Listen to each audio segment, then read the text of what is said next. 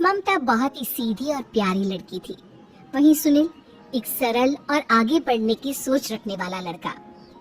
सुनील, बेटा सुनील कहाँ है? अरे जरा एक गिलास पानी तो दे दो। हाँ माँ, अभी आया। क्या माँ, पानी तेरे सर के पास ही तो रखा है। क्या हो गया है, तबीयत खराब है क्या? अरे नहीं, वो उठने का मन ही नहीं कर रहा था, तो देखा ही नहीं। वैसे क्या कर रहा है? यहाँ बैठ ना मेरे पास। माँ पढ़ रहा था। वो क्या ना, नौकरी में तो वक्त नहीं मिलता, अब ऑफिस से घर आकर ही तो वक्त मिलता है।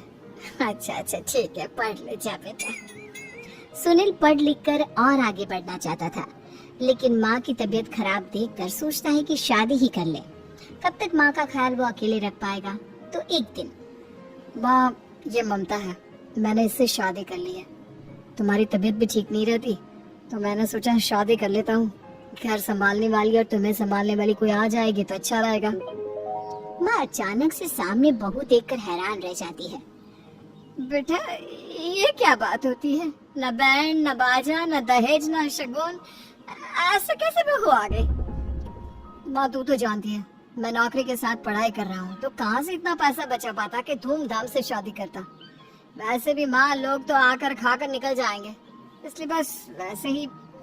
माँ जी, मैं आपका ख्याल रखूंगी। वैसे भी ये आगे की पढ़ाई कर रहे हैं, अच्छा कुछ कर गए तो सबके दिन फिर से अच्छे आ जाएंगे। सास को ममता की बात ठीक तो लगती है, लेकिन मन में कहीं ना कहीं लगता है कि कहीं बहू बेटे को लेकर फुर्र ना हो जाए और फिर तो वो रह जाएगी अकेली। बेटा देख, मेरा जो कुछ भी है वो सुनील ही है, और सुनील का भी अब इस दुनिया में मैं ही हूँ और कोई नहीं। क्या सुनील? बिल्कुल माँ, लेकिन आज से ममता भी मेरे जीवन का अहम हिस्सा है, जैसे तू है। सास को बड़ा बुरा लगता है कि उसकी सल्तनत में कोई और हिस्सेदार कैसे हो सकता है। कैसे कोई और उसके 30 साल के बेटे की जिंदगी में अचानक से आकर बराबर का हिस्सेदार बन सकता है। देख बहू, मैं भले थोड़ा बीमार रहती हूँ, लेकिन इसका मतलब ये नहीं कि घर की चीजों में मेरा कंट्रोल खत्म हो गया है। मैं आज भी इस घर की रानी हूँ, समझी? बेटा सोचता है कि ये माँ को अचानक से क्या हो गया। कल तक जो माँ कहती थी कि जिंदगी का कोई भरोसा नहीं, वो अचानक से जंग के मैदान की झांसी की रानी कैसे बन गई? माँ क्या हो गया है? सब ठीक है ना? अचानक कैसी बात कर रही हो? ममता का आज पहला दिन है, स्वागत करो उसका। आसपास की आंटियों को बुलाओ, नई दुल्हन की मुंह दिखाए करवाओ। खैर, सास होने का फर्ज निभाती है और बाद में एक सहेली के साथ बाहर निकल जाती है। क्यों ही बताया नहीं कि बेटे का ब्याह कर रही हो? वैसे तो सारा दिन हम ही में घुसी रहती हो। अरे मुझे भी तो अभी पता चला, क्यों अचानक सर पर लेकर आ गया। कहता है बहू है माँ तुम्हारी, अब इसको भी इतना ही मैं प्यार करता हूँ जितना तुझे करता हूँ। लो जी, ये क्या बात हो गई? क्यों इतना प्यार करता है? अरे माँ का प्यार तो ज्यादा होता है। अब उसको तो कोई दूसरा पति मिल सकता है, लेकिन तुम ही बताओ, क्या माँ की ममता किसी और की हो सकती है? ना जी ना, बेटे को समझाओ ये बात। अरे क्या समझाऊं, मुझे तो खुद ही समझ में नहीं आ रहा कि क्या हो रहा है। जो बेटा कल तक माँ माँ करता था, अचानक से बीवी बीवी का राग आलाप रहा है। देखा, उसकी बीवी ना सुंदर और जवान है। सुंदरता के आगे तो एक से एक नहीं टिके, तो तेरा बेटा किस खेत की मूली है? सास को भी समझ में आ जाता है कि बहू की सुंदरता के आगे माँ का प्यार किसी काम का नहीं। उधर बीवी, ए जी, अम्मा जी सहेलियों को छोड़ने गई थी, अभी तक आई नहीं, हम देख आए क्या? अरे रहने दो ना, आ जाएंगी। कहाँ जाएगी, उनकी आदत है, एक बार जाती है तो पूरी पंचायत खत्म करके ही आती है।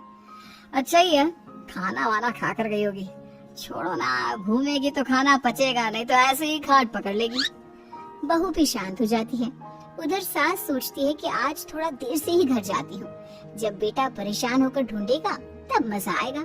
बीवी को खुद ही पता चल जाएगा कि माँ के आगे उसकी दाल नहीं गलेगी। लेकिन वही दूसरी ओर घर पर, ए जी, माँ जी अभी भी नहीं आई। हमको तो घबराहट हो रही है कि क्या करें, जाकर पता करें किसी के घर। अच्छा, कहाँ जाओगी ये भी बता दो। पहला दिन है तुम्हारा इस घर में और एक ही दिन में मोहल्ला छानोगी क्या? हाँ तो आप भी तो नहीं जा रहे हैं ना, हमको फिक्र हो रही है। अरे यार, ये रोज का है अम्मा का, खाओ और सो जाओ। बस फिर क्या था। बेटा बहू खाना खाते हैं और कमरे में सोने चले जाते हैं। उधर जब सास को कोई देखने नहीं आता तो वो हार कर घर आ जाती है, जहाँ वो देखती है कि सारे घर की लाइट्स बंद है। सास को गुस्सा आता है।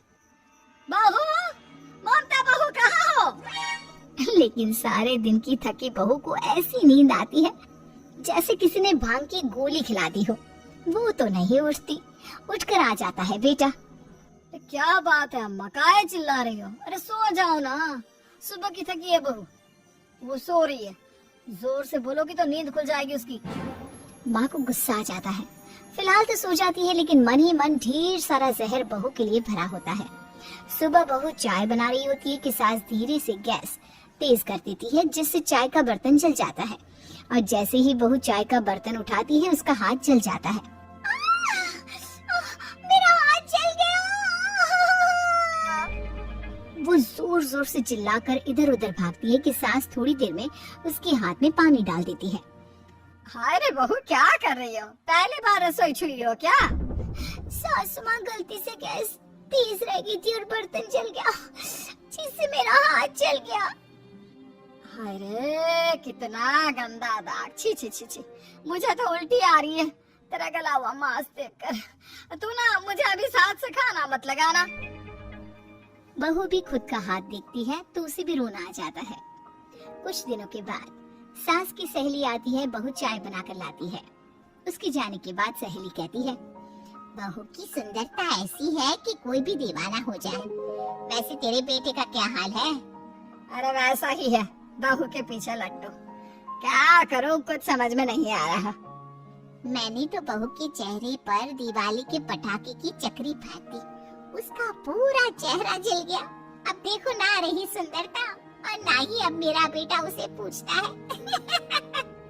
अरे अब तो वो उसे छोड़कर दूसरी भी देखने को बोल गया है मुझे। बहू सारी बात सुन रही होती है। आंटी एक बात बताइए, क्या भरोसा है कि दूसरी सही आए और आपके अनुसार रहे? देखिए आंटी, मेरी सासू माँ को गलत बात सिखाने की जरूरत नहीं है। हमारा परिवार साथ में खुशी से रह रहा है। देख बहू, मेरी सहेली की बेइज्जती ना कर, वही अच्छा रहेगा तेरे लिए, समझी?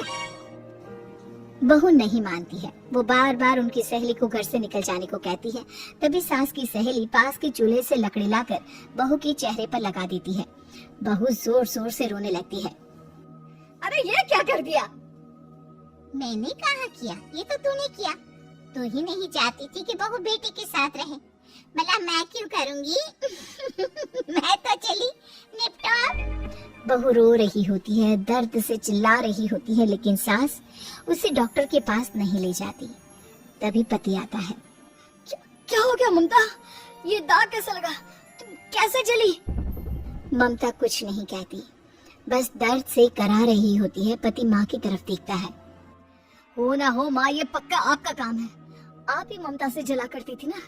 देखना माँ, अब पुलिस आएगी, केस बनेगा, लेकिन पहले मैं ममता को अस्पताल लेकर जा रहा हूँ। सभी अस्पताल जाते हैं, जहाँ डॉक्टर ममता की सास से कहते हैं, आपने तो नहीं जलाया ना बहू को? अब ममता की सास के तो पसीने छूट रहे होते हैं। वो घबरा कर कहती है, ना डॉक्टर साहब, कैसी बात करते हैं? हम क्यों जलाएंगे अपनी बहू को? डॉक्टर ममता के पति से पूछते हैं, देखिए, क्योंकि ये ससुराल में जली है तो मामला पुलिस का बनता है, तो आप पहले पुलिस को बुलाइए, तभी इलाज पूरा होगा। सास डर जाती है कि अब तो बच्ची जिंदगी जेल में ही रहना होगा। रहने दीजिए ना, पुलिस को क्यों बुलाना? सारी हंसी खत्म हो जाएगी जब पुलिस के डंडे पड़ेंगे।